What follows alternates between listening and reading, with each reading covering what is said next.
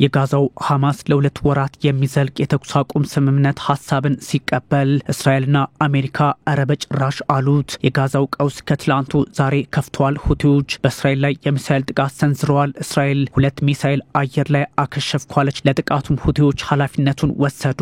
የእስራኤል ጦር ዝግጅት ወደ ኢራንም ቀይ መስመርን ካለፋችሁ መጥፊያችሁ ነው አለች። ያው ምላሽ አጣው። የመካከለኛው ምስራቅ ቅጥ ያጣ የፖለቲካና የወታደራዊ ውጥረት ውሎ ሆኗል። የየመን ሁቲዎች እስራኤል በጋዛ ለምትፈጽመው ጥቃት ምላሽ ምክንያቱም አሳማኝ ነው በሚል በእስራኤል አየር ክልል ላይ ከኢላት እስከ ሞት ባህር ከቤንጎሪዮን ዓለም አቀፍ አየር ማረፊያ እስከ ሃይፋ እንዲሁም ከቴል አቪቭ እስከ ቀይ ባህር ሚሳኤል ማዝነባቸውን ቀጥለዋል። በስምምነት ስም አሜሪካ በማዕከላዊ እዟ አማካይነት የምታደርሰውን ጫና የቀነሰው ሁቲ አሁን ሙሉ ትኩረቱ እስራኤል መሆኗ ተረጋግጧል። ያም ሆኖ ግን እስራኤል ከየመን ሚሳኤል ተወነጨፈ እንጂ ጉዳት አልደረሰብኝም በሚል ለአጸፋ ዝግጁነቷ ለ10 ዓመታት ሰላም ለናፈቀው የየመን ህዝብ ሌላ ስጋት ደቅኖበታል። ሁቲ 2 ሚሳኤሎችን አዳሩን እስራኤል ላይ ሲያስወነጭፍ ሁለቱንም ቴል አቪቭ አክሽፌያለሁ እያለች ይገኛል። ሁቲ ኃላፊነቱን ወስዷል። በሰሜናዊ ዌስት ባንክ ያደጋ መጥቷል ድምጽ ሰጭ ደውሎች የተጠንቀቁ ድምጽ አሰምተዋል። በርካቶችም ወደ መጠለያ እንዲገቡ ሆኗል።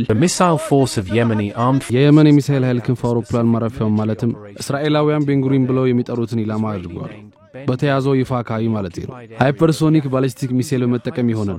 ዘመቻው ዓላማውን በአግባቡ ያሳካል። ሚሊዮን ጽዮናውያን ወደ መጠለያ እንዲያሯሩጥ አድርጓል። የአውሮፕላን ጣቢያው እንቅስቃሴ እንዲያቆም ጥቃቱ አድርጓል።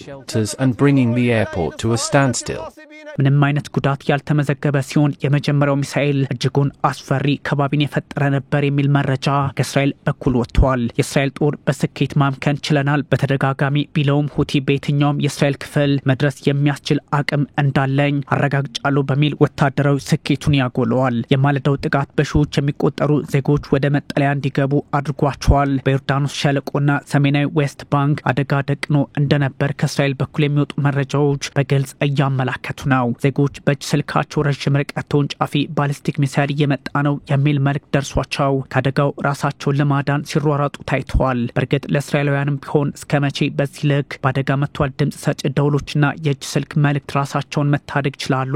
ከባዱ ጥቃት ሲሰነዘርስ እንዴት በጠባቧ እስራኤል በ21900 ስኩዌር ኪሎ ሜትር ስፋት ውስጥ ማምለጥ ይቻላል? ምላሹን የእስራኤል ጦር አውቀዋለሁ ቢልም አደጋው ግን የከፋ እንደሚሆን ገሃድ ነው። ከዚህ በፊት በኢራን ጥቃት ስለሚታጎስ እስራኤል ሳይረኑ ድምጽ ከማሰማቱ በፊት በእጅ ስልካቸው ምልክት መስጠቷን ያሳወቀች ሲሆን ለዜጎቿ አደጋውን መቀነስ በጦርነት ሆኖ ሳይሆን በጠረጴዛ ዙሪያ ነው የሚል ግፊት ከዜጎቿ ጭምር እንዳለባት ግን የታጋቾች አደባባይ ተቃውሞ ማሳያ ሆኗል። የሁለተኛው ሚሳኤል አደጋ የጋረጠ ባለመሆኑ ምንም አይነት የአደጋ መጥቷል ድምጽ በአካባቢው አልተሰማም የሚል መረጃ አይዴፍ አጋርቷል። ከካታር እስከ ኢራን ከሳውዲ እስከ እስራኤል ከኤምሬቶች እስከ ሊባኖስ በጥቅሉ 21 ሀገራትን በመካከለኛው ምስራቅና በማዕከላዊ እንዲሁም ደቡብ ኤዥያ የሚያካለው የአሜሪካ ማዕከላዊ እዝ ሴንትኮም በሁቲዎች ላይ የሚደርሰውን ጥቃት በመታቱ አንድ አደገኛ ኃይልን ቀንሶ ከዳዊት ቤንጎሪዮን ጋር መፋለም ቀላሉ የቤት ስራ ሆኖላቸዋል ላልሁቲዎች።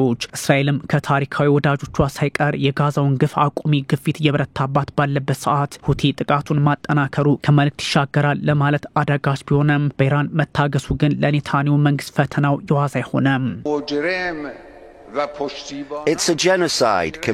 ይህ በጽዮናውያኑ አገዛዝ የተፈጸመ የዘር ፍጅት ነው። ይህ የታሪክ መቅዘፍት ሆኗል። ለዚህ ወንጀል ደጋፊ የሆነ ሰውና ከጀርባ ያለው ሁሉ መወገዝ አለበት። ሁሉም ዓለም ከምንም በላይ ሙስሊሙ ዓለም ፍልስጤማውያንን ማስታጠቅ አለበት።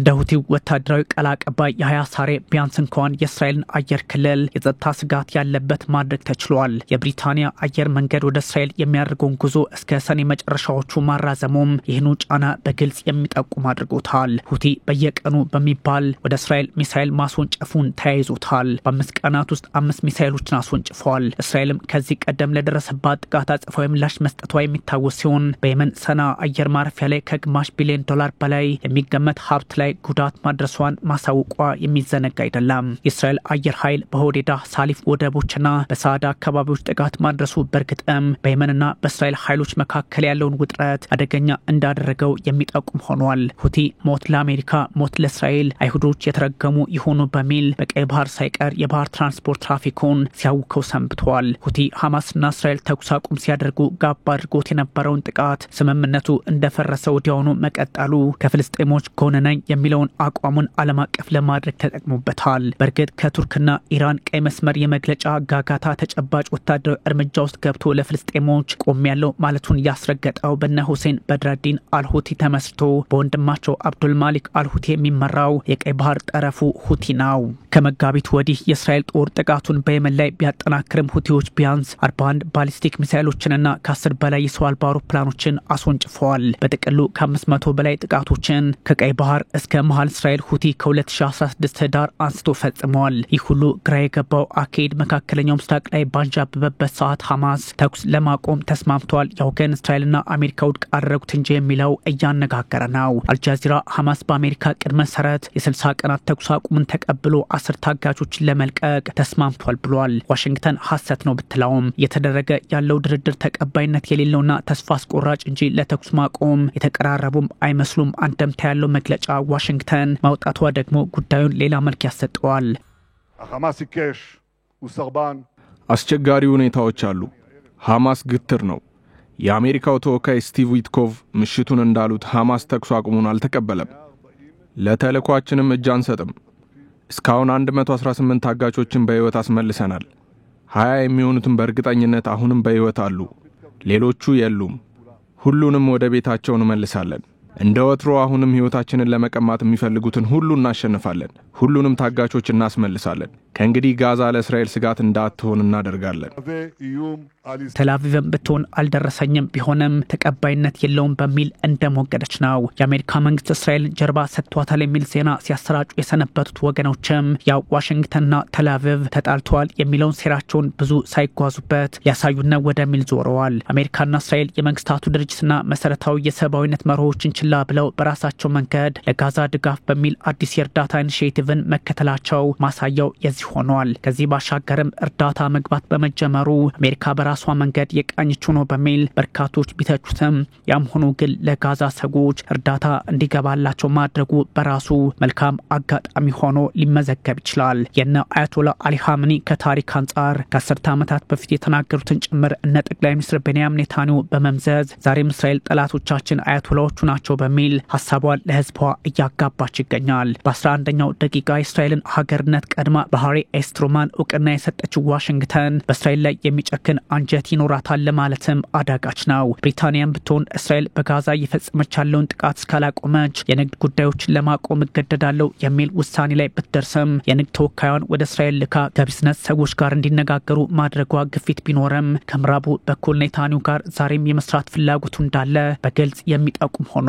ታዲያ በካታር ዶሃ የዶናልድ ትራምፕ የመካከለኛው ምስራቅ ልዩ መልክተኛ ስቲቭ ዊትኮፍና ሐማስ በረቂቅ ሐሳቡ ላይ ተስማምተውበታል የሚለው መረጃ ከመውጣቱም ባሻገር የትራምፕ አስተዳደር የሁለት ወራቱን ተኩስ አቁም ዋስትና እንደሚሰጠው ቢናገርም የሊኩድ ፓርቲው ኔታንያሁም ሪፐብሊካኑ ትራምፕም ምላሽ እስካሁን የላቸውም።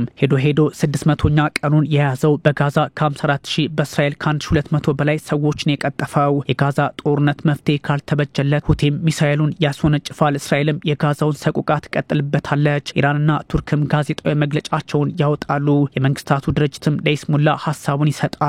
በመሃል ደራሽ ያጣው የጋዛ ሰው ግፉ የበረታበታል። በረሃብና በጥይት አረር ህይወቱንም ያጣል። ዓለም የግዷንም ቢሆን ልትውጠው የምትችለው መሬት ላይ ያለ ሀቅ ሆኖ ተመዝግቧል።